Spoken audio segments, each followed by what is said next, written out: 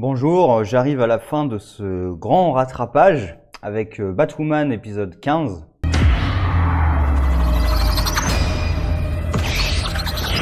Pour tout dire, j'enregistre ça après mon avis sur l'épisode 16, puisque j'ai pas trop aimé ce que j'ai raconté sur le 15, donc je le refais.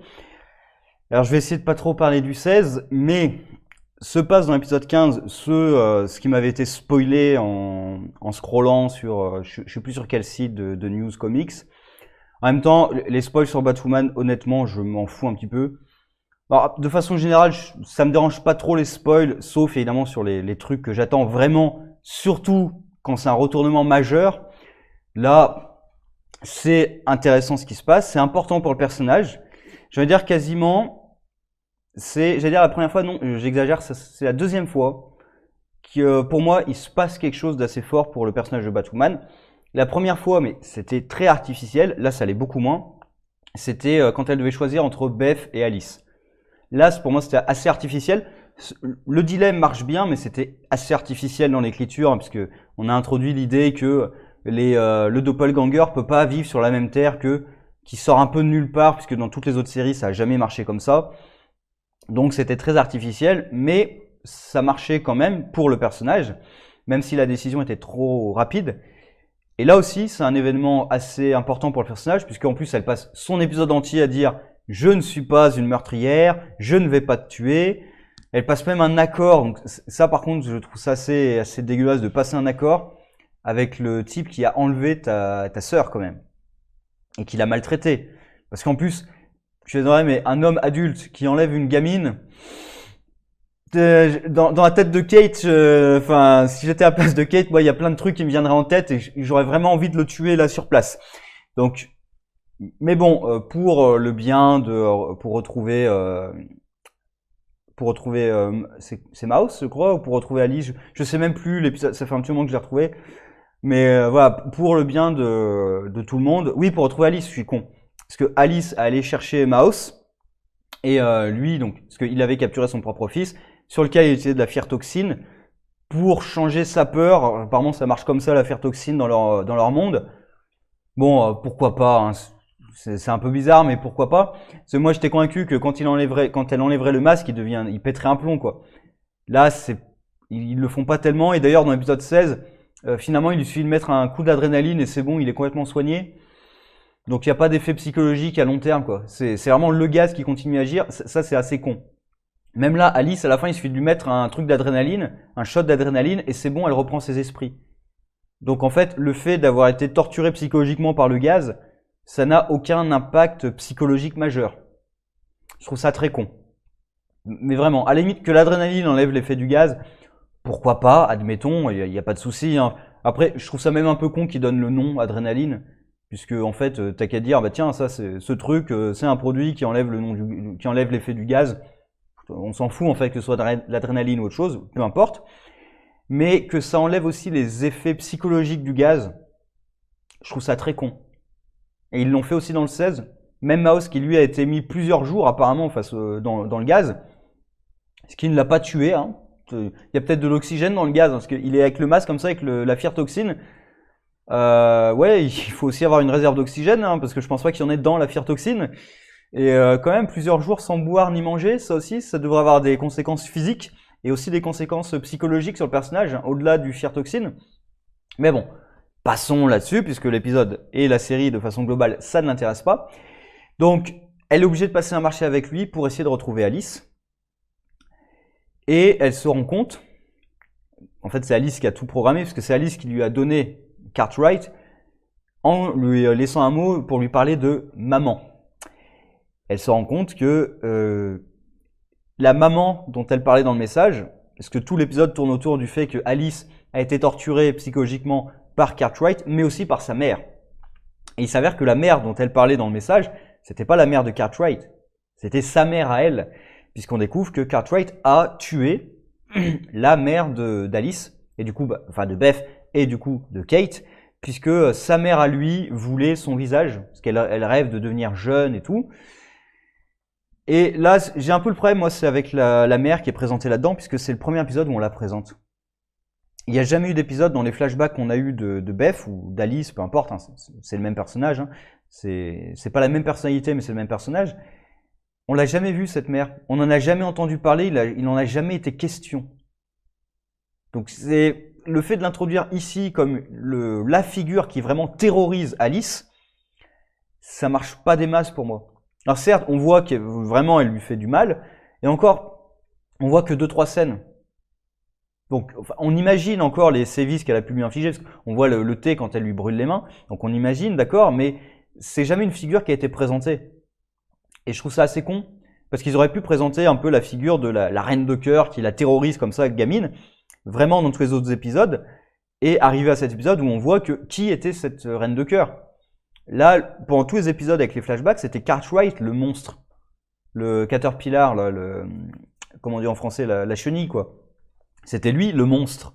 Et à aucun moment, il parlait de sa mère, ou alors j'ai peut-être raté 2-3 références à la reine de cœur, mais bon, le fait de l'introduire dans cet épisode pour vraiment montrer, voilà, comment Alice a vraiment pété les plombs, ouais. Et puis finalement, à la fin, Alice pète les plombs, c'est pas tellement à cause de la mère, c'est surtout parce qu'elle trouve la tête de sa propre mère dans un frigo. Et alors après, Cartwright dit oui, mais c'est ma mère qui a voulu que je fasse ça. Ouais, d'ailleurs même dans l'épisode, à un moment, je crois que c'est Kate qui lui fait la remarque, hein, oui, alors tout ça c'est la faute de ta mère, hein, toi tu es pour rien, c'est la faute de ta mère, tout ça. Ouais, c'est un peu pratique. Je trouve ça pas terrible, et du coup tous les flashbacks de Alice dans cet épisode, ben ouais, ça m'intéresse pas des masses, hein. Surtout que le personnage d'Alice, j'en ai vraiment plus rien à foutre, hein. Je veux dire, qui nous explique qu'elle a été torturée dans son enfance et tout. Oui, mais enfin, après tout ce qu'on a vu faire, je m'en fous. Clairement, je m'en fous complètement. C'est pas parce qu'elle a une enfance difficile qu'elle a le droit de pourrir la vie de tout le monde, hein. Donc voilà. Et surtout, l'événement évidemment fort dans l'épisode, c'est à la fin, Kate a découvert que Cartwright a tué sa propre mère, en plus de ce qu'il a fait subir à Alice. Et là, c'est bon, elle pète les plombs. Et elle le tue. C'est-à-dire, elle décide de le tuer. C'est même pas elle décide, en fait. C'est avant même de comprendre ce qui se passe, elle le tue. Et là, ça, pour le revirement du personnage, j'aime bien. Alors, j'aime pas forcément qu'elle tue quelqu'un, hein, mais là, au moins, ça crée un enjeu pour le personnage. La question, ça va être de voir comment ça va être géré. Alors, dans l'épisode 16, j'en ai parlé un petit peu. Je peux le dire en avance, hein, spoil sur ma prochaine vidéo. Je trouve que le problème de l'épisode 16, c'est qu'en fait, il y a toute l'histoire avec Alice et Mouse qui vient occulter. C'est-à-dire qu'au début de l'épisode et à la fin de l'épisode, Kate a ça en tête, mais pendant tout le milieu de l'épisode, donc quasiment tout l'épisode, elle est occupée par l'histoire d'Alice, et du coup, on a l'impression qu'elle est un peu dans autre chose. Et voilà, c'est un peu dommage, mais j'espère quand même qu'ils vont traiter de la question. Je sais pas comment ils vont le faire, et c'est là en fait qui m'inquiète, parce que j'ai vu tous les épisodes passés. Dans une meilleure série, pas forcément dans une très bonne série, mais dans une série voilà, de qualité normale, moyenne, je serais enthousiasmé par ça pour comment est-ce qu'ils vont gérer ça avec le personnage. Parce que ça peut vraiment être passionnant, surtout un personnage qui est lié à l'univers Batman. Puisque même si, là c'est dommage parce qu'il n'y a pas Batman. Parce que vraiment le code de Batman c'est ne jamais tuer. Qui parfois tourne même au ridicule parce que, je veux dire, lui, ça serait limite ne pas tuer même pour sauver une vie. C'est limite ça son code. Donc voilà, pour ça d'ailleurs que dans les films souvent Batman tue parce que quand tu veux un univers réaliste, bah tu peux pas réussir à capturer tous les méchants sans les tuer quoi. C'est pas possible, même si tu essayes. Parce qu'il y a une différence entre genre Punisher, on va tuer tout le monde et on va essayer de tuer personne. Quand tu essaies de sauver quand même le maximum de vie, bah oui, t'as du prise d'otage parfois, bah oui, il faut tuer le preneur d'otage, ça arrive dans le monde réel. Donc forcément, quand tu veux un univers un peu réaliste, c'est dur d'avoir un code où 100% tu tues jamais. Et surtout parce que dans les comics, déjà, il y a des bains de sang, mais monstrueux. Et les personnages en face, bah, ne tuent pas. Tu te dis, là aussi, ça pose une question morale, en fait, hein, face au Joker, par exemple. Mais aussi, simplement, que dans les comics, on va toujours réussir à trouver une situation. On va tordre les lois de la physique, on va introduire des éléments scénaristiques et tout, et on va trouver une solution pour qu'à la fin, on réussisse à battre le méchant sans le tuer. Genre ceux qu'on gueulait pour Kal-El qui tue Zod. Dans un comics, ouais, on aurait sorti, tiens, on a de la kryptonite, ou on a réussi à rétro-ingénier, à faire du rétro-engineering sur la machine qui recrée l'atmosphère de Krypton, et finalement on peut lui enlever ses pouvoirs et tout. Mais dans un monde réaliste, entre guillemets, avec des super pouvoirs, si t'as un kryptonien à pleine puissance t'as pas de technologie, t'as rien pour lui enlever ses pouvoirs, bah comment tu veux que ça finisse autrement que l'un des deux tue l'autre? Ça peut pas finir autrement. Enfin, si, ça peut finir de façon encore plus dégueulasse où l'un des deux démembre l'autre et au bout d'un moment, oui, si le type peut plus bouger et dans un lit, etc. Là, au bout d'un moment, il peut plus rien faire, mais c'est pire que de le tuer au final, je trouve. Hein. Ça, c'est assez ignoble. Mais bon, je m'égare un peu sur d'autres choses. Ça pourrait être un grand tournant pour le personnage. J'attends de voir comment ils vont le gérer. Quand même dans le 16, dans l'épisode suivant, on voit qu'elle est réellement affectée par ça. Donc ils sont pas passés dessus hein, sur le fait que j'ai tué quelqu'un, c'est bon, on passe dessus. Ils ont même enterré le corps, donc voilà, ils le traitent quand même comme quelque chose d'important pour les personnages. Le père est au courant en plus qu'elle a tué quelqu'un. On va voir exactement comment tout ça se développe, mais c'est quelque chose que j'attendais.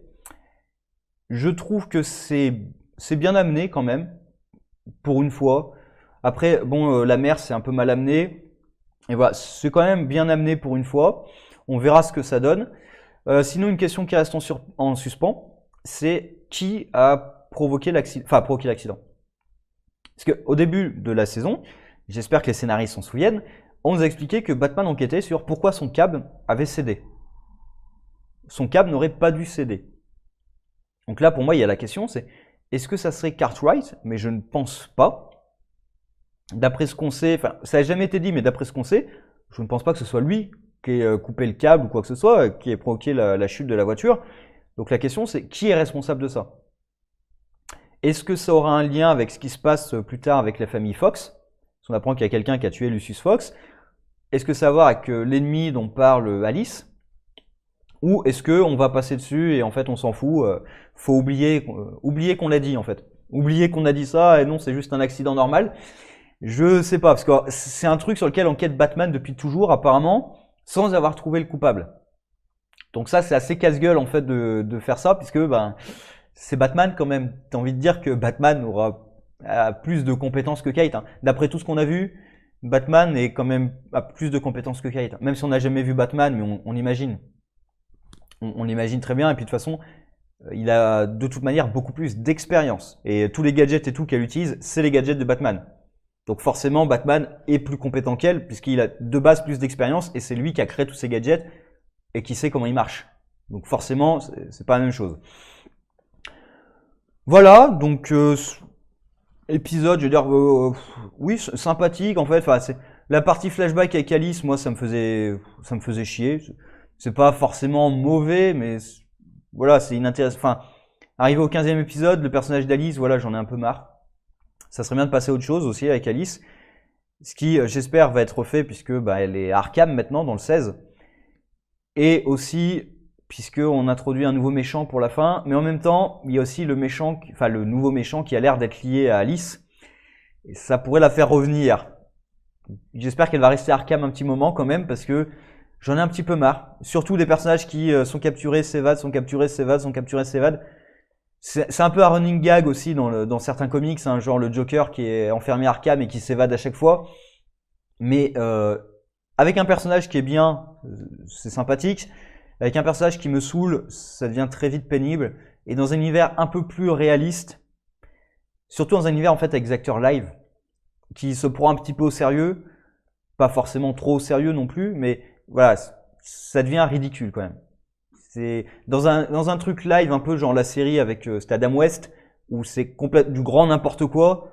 Ça passe dans une série où on essaie quand même d'être à peu près réaliste. Ça passe pas. En parlant de réalisme d'ailleurs, je crois que ça fait 3 ou 4 passages où je vois des personnages qui tranchent des gorges ou se tranchent la gorge d'ailleurs.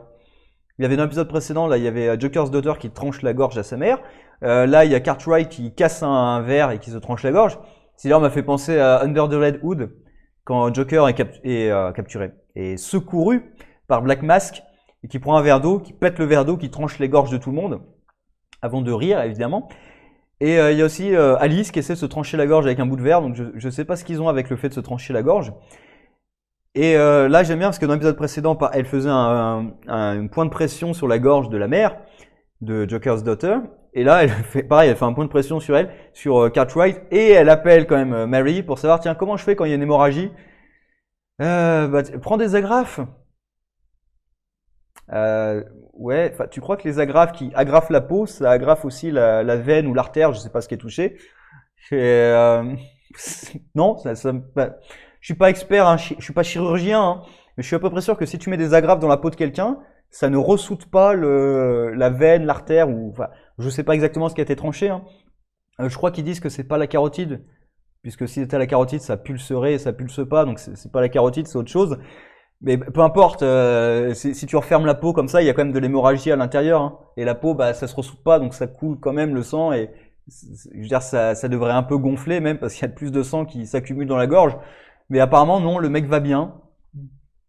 En même temps, le truc, c'est qu'ils peuvent pas faire venir Mary pour le soigner parce qu'il faut qu'il soit seul avec Kate pour qu'à la fin, Kate pète les plombs puisqu'elle est seule avec lui. Et là, elle pète les plombs, elle le tue. Ah bon, c'est un détail, hein, mais passons là-dessus. Il y a aussi, tiens, un truc qui m'amusait, c'est Mouse qui, quand il se réveille, pousse Alice et Alice est sonnée. Mais elle est sonnée un bon moment. S'il a le temps de se relever, de sortir de la chaise, de se lever, de la prendre, de la remettre sur la chaise, de la ligoter avant qu'elle reprenne ses esprits. Alors qu'il y a des épisodes qu'elle se battait avec Batwoman et tout, là elle se fait pousser par terre et hop, elle perd quasiment connaissance. Elle est stun. Je sais pas moi, elle est stun pendant quoi? Les 10 secondes? Voilà, c'est pratique, c'est facile, hein. Mais bon.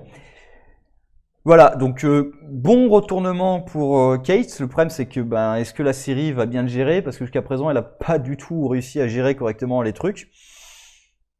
On verra, hein. Je ne jette quand même pas tous mes espoirs avec cette série, même si j'en ai plus beaucoup. Voilà. Mais ça peut être très intéressant pour le personnage. J'en ai parlé dans le 16 aussi. Ce qui pourrait être intéressant, c'est qu'elle accepte la culpabilité de ses actes. Et en plus, elle a des circonstances atténuantes, donc ça pourrait être quelque chose vraiment. J'espère qu'ils vont pas passer dessus. Parce que ça doit être quelque chose de majeur. Après, ils sont passés sur le fait qu'elle a tué Batman dans le crossover. Je peux l'accepter parce que c'était un accident. Elle l'a poussé sur un truc électrique et il s'est électrocuté. Donc, c'est pas la même chose en effet que étrangler le mec au sol. Le mec attaché, blessé, qu'elle a promis en fait de libérer, auquel elle a pas arrêté d'expliquer que c'était pas une meurtrière. Et là, elle lui saute dessus, elle l'étrangle. En plus, l'étrangler, donc vraiment, t'es proche, alors l'étranglement, même en vrai, c'est beaucoup plus long d'ailleurs que ce qui se passe là-dedans, d'après tout ce que j'entends, parce que j'ai jamais étranglé personne, heureusement, et je me suis jamais fait étrangler par personne, heureusement non plus. Mais d'après ce que j'entends, quand même, les étranglements, en vrai, c'est une mort assez horrible. En fait, tu mets longtemps à mourir quand même, hein. Donc c'est quelque chose d'assez intense pour la fille, hein. Elle n'a pas juste tué quelqu'un, elle était face à lui, elle l'a étranglé de ses propres mains, à main nue, sans arme. Donc ça devrait avoir un impact majeur sur le personnage. J'espère qu'ils vont gérer ça et de voir ce que ça peut lui donner. Alors, on voit dans le 16 au début qu'elle a un peu du PTSD maintenant quand elle combat quelqu'un. On verra. J'ai l'impression de me répéter un petit peu. Donc je vais m'arrêter là. Prenez soin de vous et sur ce, au revoir.